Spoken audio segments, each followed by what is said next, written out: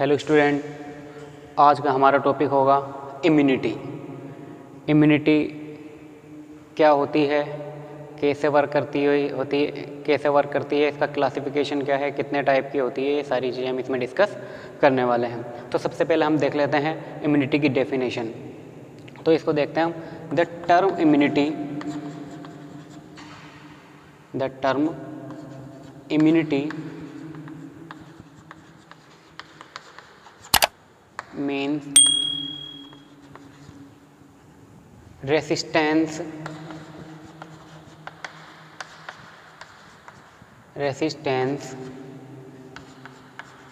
exhibited by our body against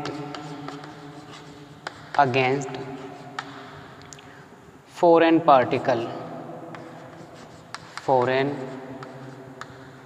substance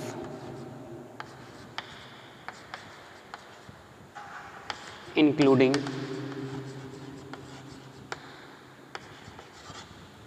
microorganism।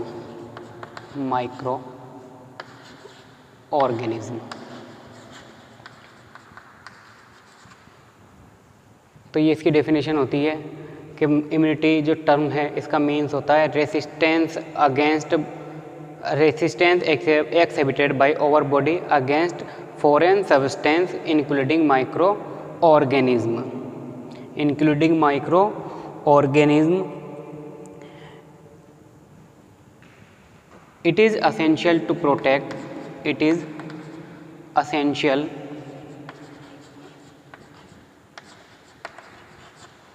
protect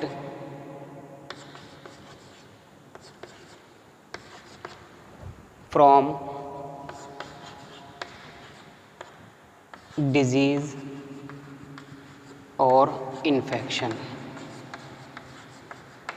ठीक है, ये क्यों ज़रूरी है? ताकि हमारी बॉडी कई प्रकार की बीमारियों से और इन्फेक्शन से बच सके। ठीक है, तो ये इसकी डेफिनेशन हुई। नेक्स्ट देखते हैं हम इसका क्लासिफिकेशन।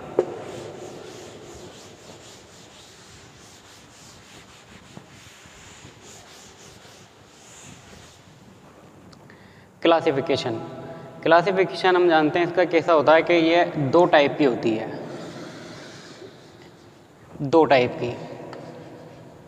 फर्स्ट होती है इन्नेट इम्यूनिटी और सेकंड होती है ये एक्वायर्ड इम्यूनिटी।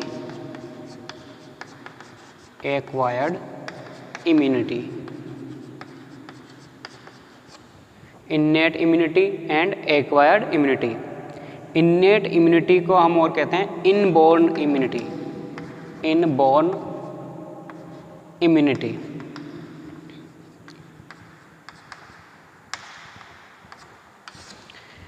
इन्नेट इम्यूनिटी को इनबॉर्न इम्यूनिटी और क्यों बोलते हैं? क्योंकि हम जानते हैं इन्नेट का मीन्स होता है ऐसी कोई चीज़ जो हमें जन्म के साथ ही मिल जाती है। तो ये ऐसी इम्यूनिटी जो हमें जन्म के साथ ही मिल जाती है हमारी माँ से, उसको हम कहते हैं इन्नेट इम्यूनिटी। और ऐसी इम्यूनिटी जो हमें इस संसार में आने के बाद एक्वायर्ड करनी पड़ती है कई तरह के इन्फेक्शन हो जाने के कारण, तो उसको बोलते हैं हम एक्वायर्ड इम्यूनिटी। तो innate immunity against two type की होती है, एक स्पेसिफिक और दूसरा नॉन स्पेसिफिक।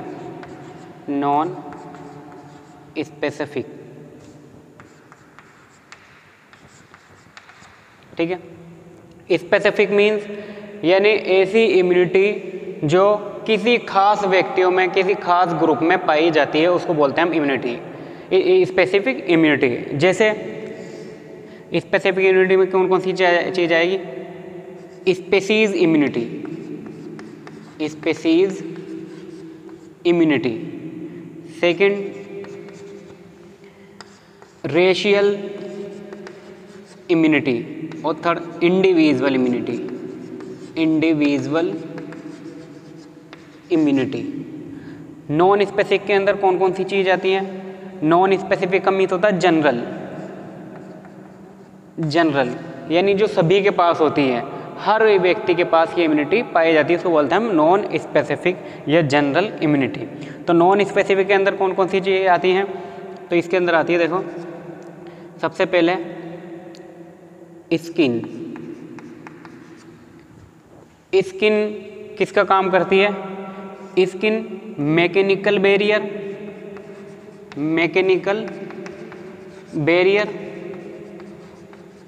और मैकेनिकल और केमिकल यानी ह्यूमरल, यानी इसके अंदर कई सारे केमिकल पाए जाते हैं, उसके भी ये मैकेनिकल और केमिकल बैरियर का काम करती है। ठीक है, इसके बाद हम देखते हैं स्किन के बाद रेस्पिरेटरी ट्रैक्ट। इसके बाद देखते हैं हम जीआईटी यानी गैस्ट्रो इंटेस्टाइनल ट्रैक्ट। इसके बाद देखते हैं हम genito urinary tract, genito urinary tract. आगे देखते हैं जेनाइटो यूरिनरी ट्रैक्ट के बाद कंजक्टिवा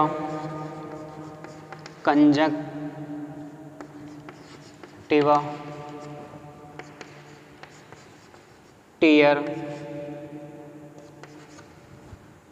स्वेट के अंदर साल्ट प्रेजेंट होता है, इसलिए ये कैसा होता है?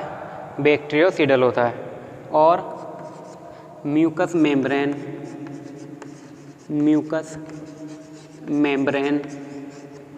ठीक है, तो ये कुछ नॉन स्पेसिफिक इम्यूनिटी के अंदर आते हैं। Skin not only work as a mechanical barrier but work is a humoral barrier काम भी करती है। Respiratory tract, GIT gastro intestinal tract, genito urinary tract, conjunctiva, tear, sweat and mucus membrane, ये सारी चीज़ें हैं, ये हमें प्रोटेक्ट करती हैं कई तरह के इन्फेक्शन से। ठीक है, स्किन को हम प्राइमरी बैरियर का नाम भी देते हैं, यानी कोई भी चीज़ सबसे पहले जब हमारी तरफ आती है तो उसको जो प्रोटेक्ट करती है वो करती है स्किन, इसलिए इसको हम प्राइमरी बैरियर या मैकेनिकल बैरियर के नाम से भी जानते हैं। ठीक है, इसके बाद देखते हैं हम एक्वायर्ड इम्यूनिटी।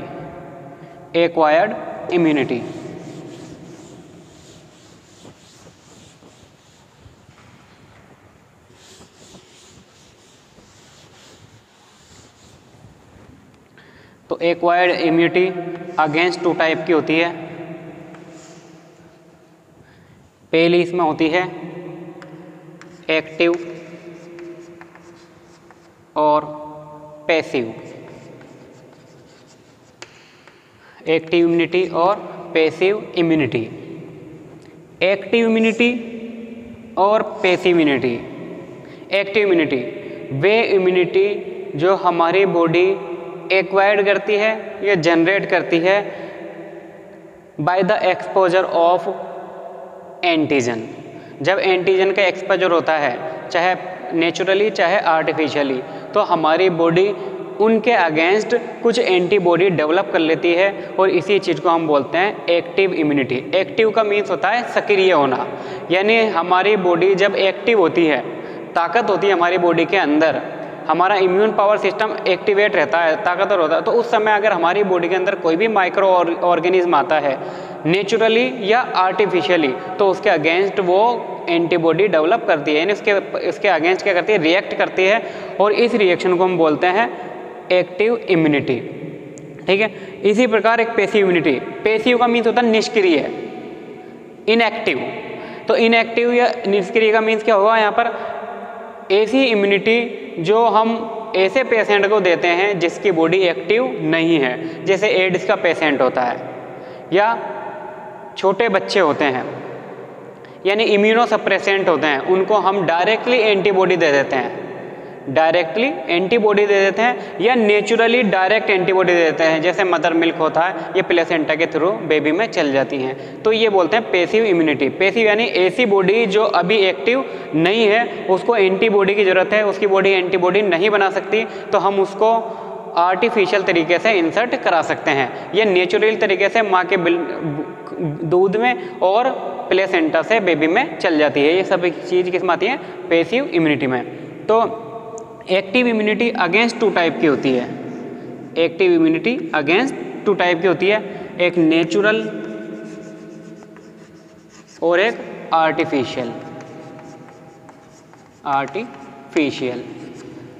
पैसिव इम्यूनिटी भी अगेंस्ट टू टाइप की होती है, natural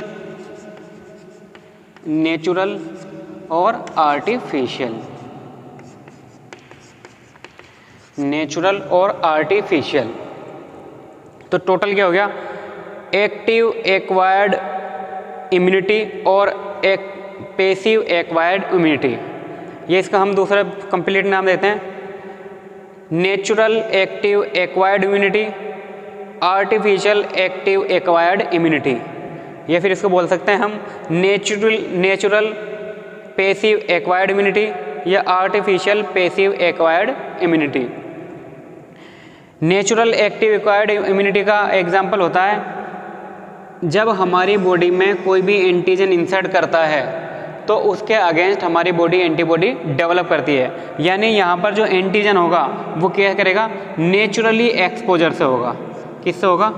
naturally exposure of micro organism. Naturally exposure of micro organism से जो इम्यूनिटी डेवलप होती है उसको बोलते हैं हम natural active immunity, natural active acquired immunity. Artificial क्या होता है? आर्टिफिशियल में जो एंटीजन इंसर्ट होते हैं वो कैसे होते हैं? आर्टिफिशियली, यानी इम्यूनाइजेशन के थ्रू। इम्यूनाइजेशन तो इम्यूनाइजेशन के अंदर हम जानते हैं, इम्यूनाइजेशन के अंदर क्या यूज करते हैं? वैक्सीन का। और वैक्सीन 3 टाइप की होती है, हम जानते हैं लाइव, एटीन्यूएटेड और किल्ड और टॉक्सोइड। तो इसमें हम क्या देते हैं? एंटीजन देते हैं। और एंटीजन हमारी बॉडी में जैसे इंसर्ट करेंगे आर्टिफिशियली तो हमारी बॉडी एक्टिवेट हो जाएगी, लेकिन इनकी बीमार बनाने की क्षमता खत्म कर दी जाती है। तो आर्टिफिशियली में इम्यूनिटी में इम्यूनाइजेशन या वैक्सीनेशन एक एक्सपोजर के तौर पर किया जाता है जिससे कि हमारी बॉडी एक्टिव होती है और एंटीबॉडी फॉर्म कर लेती है। तो इसको बोलते हैं हम आर्टिफिशियल एक्टिव एक्वायर्ड इम्यूनिटी। अब देखते हैं पैसिव नेचुरल और पैसिव आर्टिफिशियल। पैसिव नेचुरल किसे बोलते हैं? कि हम जानते हैं जब बेबी मदर वॉर्म में होता है तो उसके पास कोई भी इम्यूनिटी नहीं होती, यानी वो अपनी इम्यूनिटी खुद जनरेट नहीं करता, लेकिन उसको आवश्यकता तो होती है। तो उस आवश्यकता को पूरी करने के लिए नेचुरल प्रकृति क्या करती है कि जो मदर ब्लड के अंदर एंटीबॉडी होती है IgG यानी इम्यूनोग्लोबुलिन जी, इसको बोलते हैं IgG। वो क्या होती है? मदर के प्लेसेंटा को क्रॉस करके और बेबी में चल जाती है। तो इसे बोलते हैं हम एक नेचुरल पैसिव इम्यूनिटी। तो इसका एग्जाम्पल क्या हुआ? थ्रो प्लेसेंटा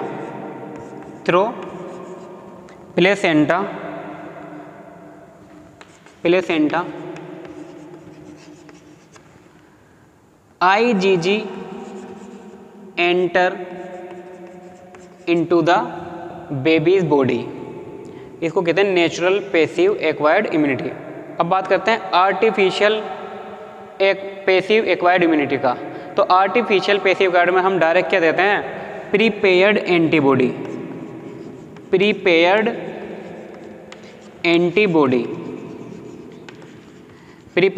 को बोलते हैं हम एंटीसीरा, या फिर यानी जिस भी बीमारी के जो एंटीबॉडी होती है उसको हम डायरेक्ट दे देते हैं पेशेंट से। जैसे आपने कोरोना वायरस की जब बीमारी आई थी तो इसमें एक नाम सुना होगा प्लाज्मा थेरेपी। यानी प्लाज्मा थेरेपी क्या थी? ऐसे व्यक्ति जिनके अंदर कोरोना वायरस का इन्फेक्शन हुआ और वो उससे रिकवर हो गया है, तो रिकवर हो गया इसका मतलब क्या? उनके अंदर उसकी एंटीबॉडी बन चुकी है। तो हम उनसे उनका प्लाज्मा या उनका सीरम ले रहे थे और जो पेशेंट अभी बीमार है उनको दे रहे थे ताकि डायरेक्टली उनको एंटीबॉडी दी जा सके। ठीक है, तो आर्टिफिशियल जो एंटीबॉडी होती है वो हम कैसे देते हैं, डायरेक्टली प्रीपेड एंटीबॉडी इंसर्ट करते हैं उस पेशेंट के अंदर जिसका इम्यून सिस्टम डेफिसिट हो चुका है या जिसकी बॉडी इम्यूनिटी या एंटीबॉडी क्रिएट नहीं कर रही है, उसको हम डायरेक्टली एंटीबॉडी दे देते हैं, उसको बोलते हैं आर्टिफिशियल पैसिव इम्यूनिटी।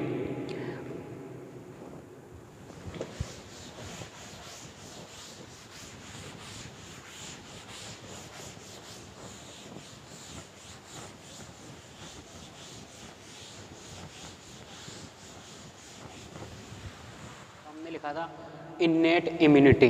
तो इन्नेट इम्यूनिटी का मैकेनिज्म क्या होता है, इन्नेट इम्यूनिटी क्या होती है, पहले तो हमने लिखा it is resistance which individual possess by birth. ये एक रेसिस्टेंस है जो इंडिविजुअल के पास होता है बर्थ के साथ ही।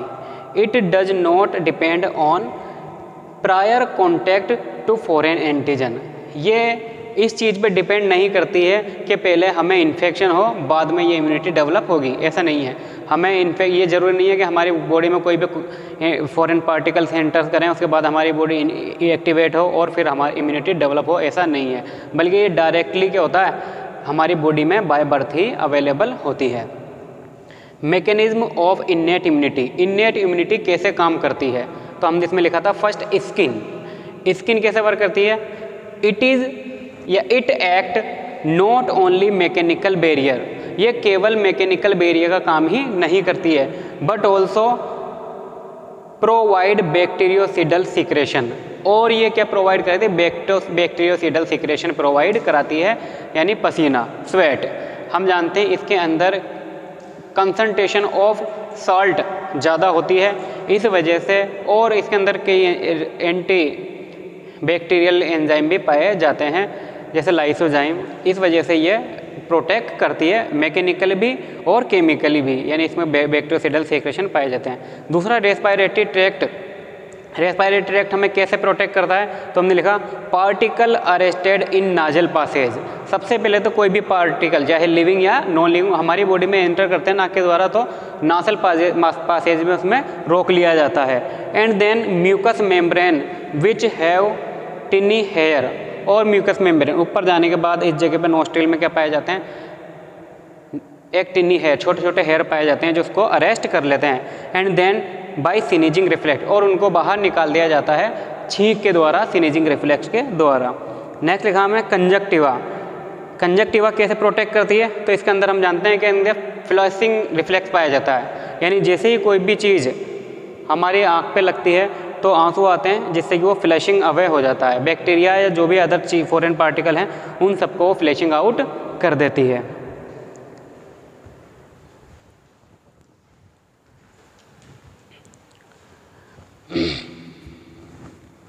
GIT, GIT मतलब गैस्ट्रो इंटेस्टाइनल ट्रैक्ट। ये हमें कैसे प्रोटेक्ट करता है, तो इसमें लिखा है हमने माउथ पसेज सेलाइवा। हम जानते हैं कि मुंह के अंदर सेलाइवा पाई जाती है which have inhibitory effect on many micro organism, जो कई प्रकार के बैक्टीरिया वायरस पर इनहिबिटरी करती है, यानी इनहिबिट करती है, यानी उन पर प्रहार करती है, उनको डिस्ट्रॉय करने की ताकत रखती है। इसके बाद देखें जेनाइटो यूरिनरी ट्रैक्ट। तो जेनाइटो यूरिनरी ट्रैक्ट हमें कैसे प्रोटेक्ट करता है, कैसे एक इम्यूनिटी का काम करता है, डिफेंस का काम करता है। The flushing action of urine eliminate bacteria, जो जब भी हम पेशाब करते हैं, यूरिन पास आउट करते हैं, तो इसके ज़रिए से जितने भी बैक्टीरिया अगर एंटर किए हैं यूरिन के यूरेथ्रा के द्वारा तो वो फ्लैश आउट हो जाते हैं। दूसरा, फीमेल के अंदर एसिडिक पीएच होती है, किसकी में, वेजाइनम में। तो हम जानते हैं एसिडिक पीएच पर बैक्टीरिया वायरस कोई भी जीवित नहीं रह सकता। बहुत ऐसे बैक्टीरिया भी होते हैं जो एसिडिक मीडियम में रहते हैं और ऐसे भी होते हैं बैक्टीरिया जो बेसिक मीडियम में रहते हैं, लेकिन जो वेजाइनल इन्फेक्शन होता है वो ज़्यादातर ऐसे न्यूट्रल बैक्टीरिया की वजह से होता है जो एसिडिक मीडियम में नहीं रह सकते। तो इसमें देखा हमने the acidic pH of vagina protect करती है फीमेल को वेजाइनल इन्फेक्शन से।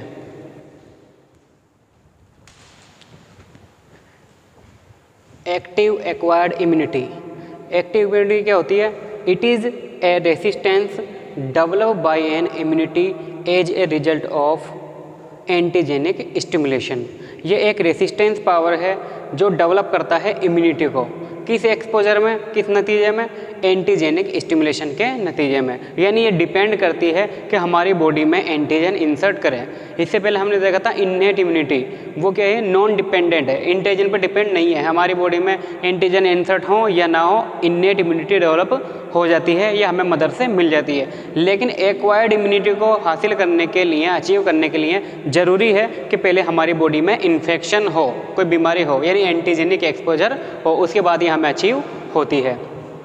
तो ये 2 टाइप की लिखी थी हमने, नेचुरल और आर्टिफिशियल। तो हम देखते हैं natural active, this achieve of infection और सब clinical infection, this achieve by infection, this achieve by infection और सब क्लिनिकल इन्फेक्शन। यानी नेचुरल एक्टिव इम्यूनिटी हमें कब हासिल होती है, कब प्राप्त होती है? तो हमने देखा ये हमें प्राप्त होती है जब हमारी बॉडी में कोई भी इन्फेक्शन हो जाता है नेचुरली, या फिर सब क्लिनिकल इन्फेक्शन। सब क्लिनिकल हम बोलते हैं एसिम्टोमेटिक को, यानी हमारी बॉडी में एंटीजन तो इंसर्ट कर दिए लेकिन उनका कोई सिम्टम्स नहीं आया, तो उसको बोलते हैं हम सब क्लिनिकल। Asymptomatic, symptomatic. तो सब क्लिनिकल इन्फेक्शन यानी हमें पता लगा ये नहीं लगा, हमारी बॉडी में अगर एंटीजन इंसर्ट करिए तो उसके अगेंस्ट हमारी बॉडी एंटीबॉडी कर लेती है। नेक्स्ट कहा हमने artificial active, natural active, artificial active. It is achieve by inoculation of artificial bacteria. ये कैसे प्राप्त होती है? हमें आर्टिफिशियल बैक्टीरिया वायरस को हमारी बॉडी में इंसर्ट करके, इनओक्यूलेट करके, या फिर हम इसको कह देते हैं बाई वैक्सीनेशन और वैक्सीनेशन। तो ध्यान रखना, ये एग्जाम्पल पूछता है कि वैक्सीनेशन कौन सी इम्यूनिटी का एग्जाम्पल है। तो किस इम्यूनिटी का एग्जाम्पल है ये? आर्टिफिशियल एक्टिव एक्वायर्ड इम्यूनिटी का। इम्यूनाइजेशन या वैक्सीनेशन किस इम्यूनिटी का एग्जाम्पल है? तो किस इम्यूनिटी का एग्जाम्पल है? आर्टिफिशियल एक्टिव इम्यूनिटी का, आर्टिफिशियल एक्टिव एक्वायर्ड इम्यूनिटी का एग्जाम्पल है। इसके बाद देखते हैं पेसिव इम्यूनिटी। पेसिव इम्यूनिटी क्या होती है? When body's immune is not active, जब हमारा इम्यून सिस्टम एक्टिवेट ना हो, यानी वो कोई भी इम्यूनोसप्रेसेंट है या कोई बच्चा है, छोटा बच्चा, फीटस है, फीटस भी होता है और एक इम्यूनोसप्रेसेंट व्यक्ति भी होता है। तो when body's immune is not active then immunised by prepared antibody. तो हमें क्या किया जाता है? इम्यूनाइज किया जाता है प्रीपेयर्ड एंटीबॉडी से, या इसको बोलते हैं हम एंटी सीरा, एंटी सीरा, एंटी सीरा से। ठीक है, एंटीजन और टॉक्सिन दोनों हो सकते हैं ये, एंटीटॉक्सिन और एंटीबॉडीज। इसके बाद देखते हैं हम नेचुरल पेसिव, यानी पेसिव इम्यूनिटी किसे कहते हैं? कि जब ऐसी इम्यूनिटी जो डेवलप होती है आर्टिफिशियली इम्यूनाइज किए गए पर्सन को, जो कि डायरेक्टली किससे इनोकुलेट किया गया है? डायरेक्ट एंटीबॉडी इनोकुलेट की गई है। यानी ऐसा पेशेंट जो कि जिसकी बॉडी एक्टिव नहीं है उसको हम डायरेक्ट एंटीबॉडी दे देते हैं, तो इसको बोलते हैं हम पेसिव इम्यूनिटी या passive acquired immunity. Natural passive, natural passive ऐसा इंडिविजुअल जिसके पास अपनी एंटीबॉडी नहीं है और अपना इम्यून सिस्टम एक्टिवेट नहीं है, तो उसको हम क्या दे देते हैं? Naturally antibody. लेकिन नेचुरली एंटीबॉडी कैसे जाएगी? तो वो जाएगी, देखो हमने इसमें लिखा ट्रांसप्लेसेंटली, यानी जब बच्चा माँ के कोख में होता है, मदर वोम्ब में होता है, तो IgG एंटीबॉडी प्लेसेंटा को क्रॉस करके और फीटस में चली जाती है। And by breast feeding, by breast milk, breast milk के द्वारा IgA एंटीबॉडी जो कि सीक्रेशन में पाई जाती है वो किस में चल जाती है? मदर से फीटस में चल जाती है। तो ये एग्जाम्पल है किसका?